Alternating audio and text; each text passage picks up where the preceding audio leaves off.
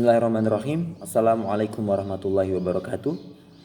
Yang saya hormati Ibu Erna selaku dosen pengajar mata kuliah pengantar pendidikan serta teman-temanku yang berbahagia. Pertama-tama mari kita panjatkan puja dan puji syukur kehadirat Allah Subhanahu wa taala yang telah memberikan kita kesehatan jasmani dan rohani sehingga kita dapat belajar bersama pada kesempatan hari ini. Yang kedua kalinya, salawat serta salam mari kita curahkan kepada baginda Nabi besar Muhammad SAW yang telah membawa kita dari zaman kegelapan hingga zaman yang terang benderang ini. Langsung saja saya perwakilan dari kelompok 8 akan mempresentasikan makalah kami yang berjudul Inovasi Pendidikan. Baik, saya akan membagi menjadi dua bagian. Yang pertama adalah pembahasan tentang proses inovasi pendidikan dan yang kedua adalah difusi inovasi pendidikan. Mari kita mulai dengan bacaan basmalah. Bismillahirrahmanirrahim. Yang pertama, A. Proses inovasi pendidikan. Nah, sebetulnya apa sih yang dimaksud dengan proses inovasi pendidikan? Nah, proses inovasi pendidikan ini menurut definisi adalah serangkaian aktivitas yang dilakukan oleh individu atau organisasi mulai sadar tahu adanya inovasi sampai menerapkan atau mengimplementasikan inovasi pendidikan. Nah, kata proses itu mengandung suatu hal yang bermakna, yaitu aktivitas yang dilakukan dengan memakan waktu. Proses adalah aktivitas yang dilakukan dengan memakan waktu, tidak singkat atau tidak instan, butuh proses. Nah, maka dari itu proses inovasi pendidikan ini yang dilakukan antara individu-individu dengan suatu organisasi itu sudah otomatis berbeda antara individu yang lain dengan organisasi yang lain, tergantung bagaimana dia berinovasi di dalam inovasi pendidikan tersebut dan bagaimana perjalanan dalam mereka berproses.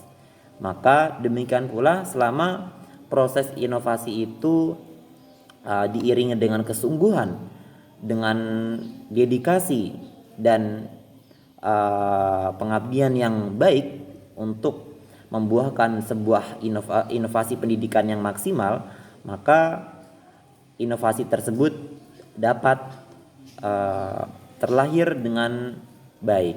Begitu pula juga jikalau prosesnya atau inovasinya kurang baik, maka dalam proses inovasi tersebut terlahir inovasi pendidikan juga kurang baik. Maka dibutuhkan suatu kesungguhan dalam berproses di inovasi dalam membuat inovasi pendidikan ini.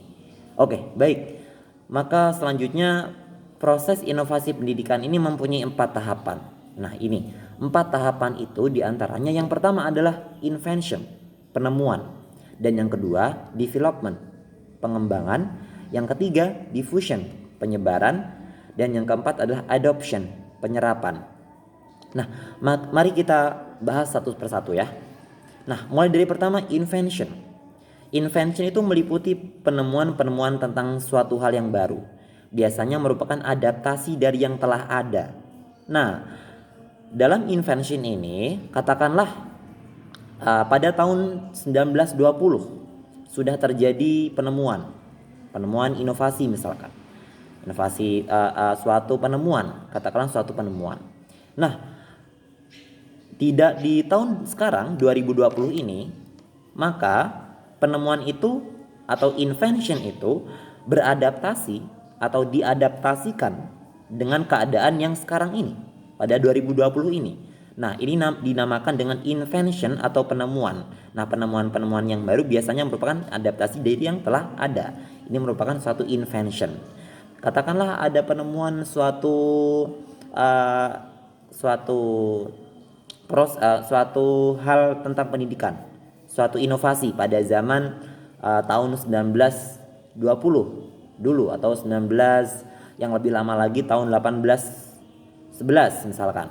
Nah, pada tahun 2020 ini maka invention itu secara otomatis beradaptasi atau diadaptasikan dengan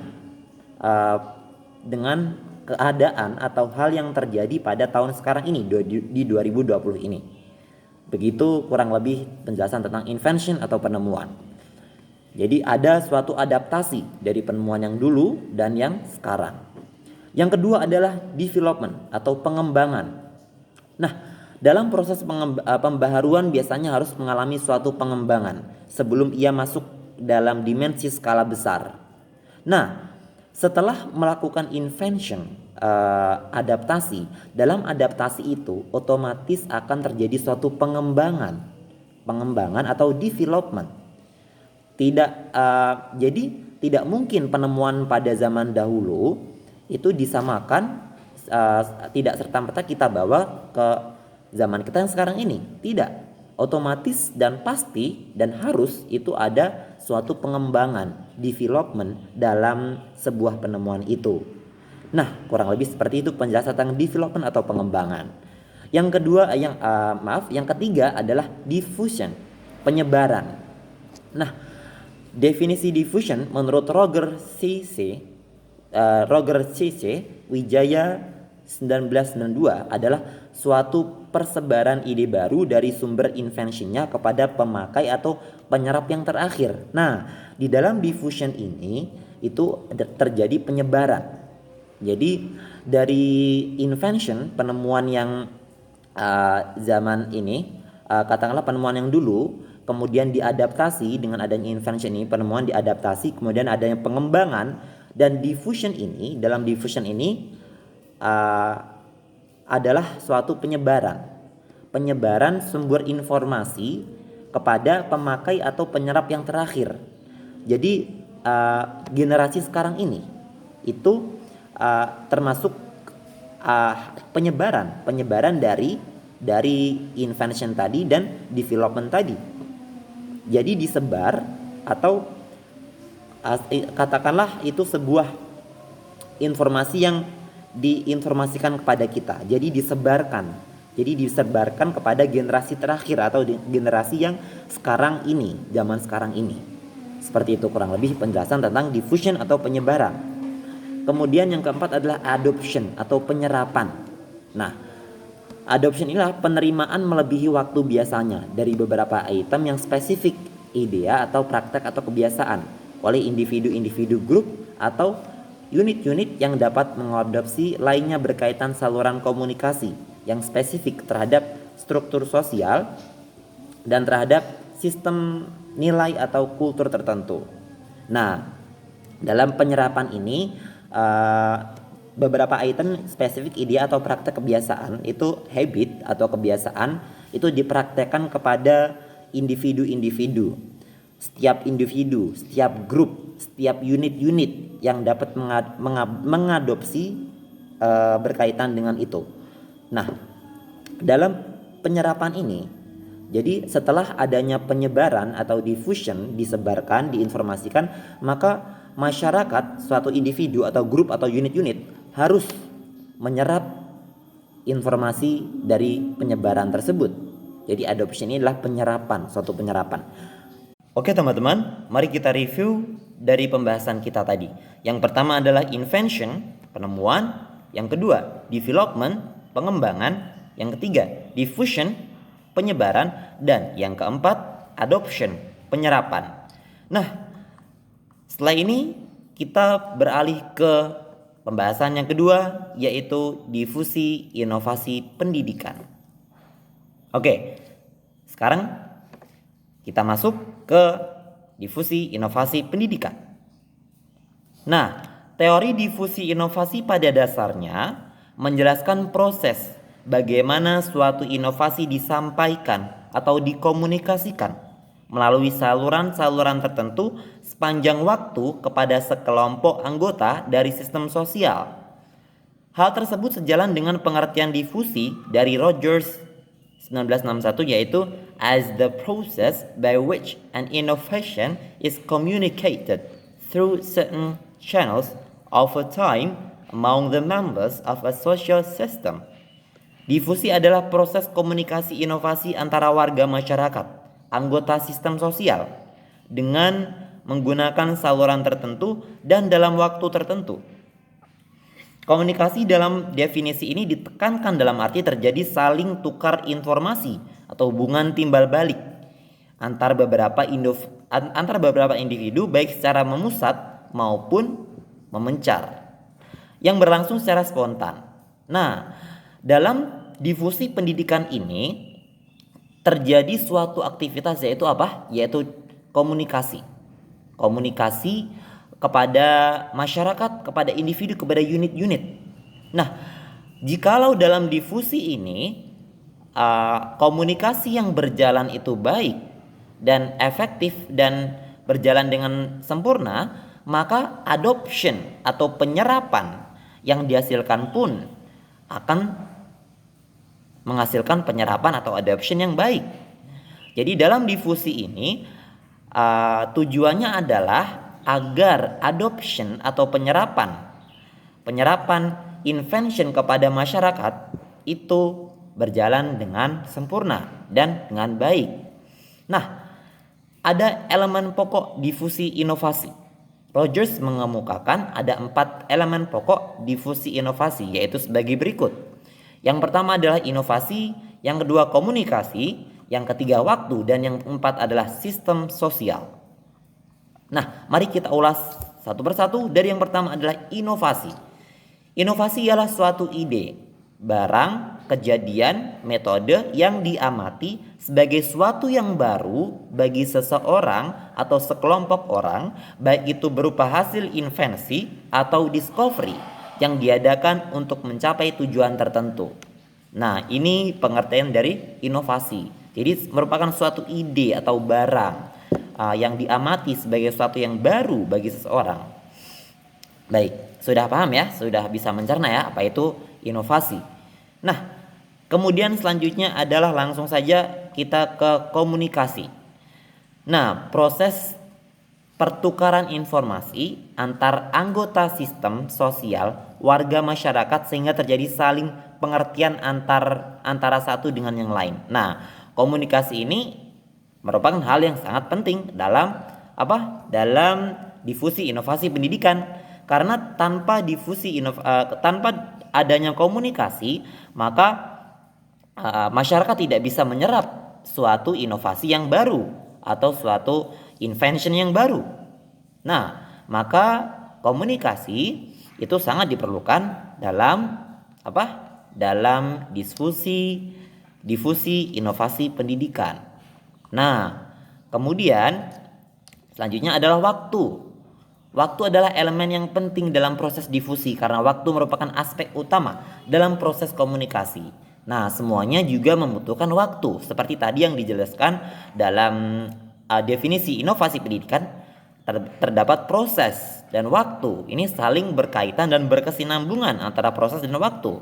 Maka untuk menghasilkan adoption atau penyerapan dalam sebuah komunitas atau sebuah masyarakat itu menghasilkan penyerapan inovasi yang baik, maka tentu membutuhkan suatu waktu atau proses. Jadi takes time atau membutuhkan waktu, tidak serta-merta instan atau langsung jadi, tidak.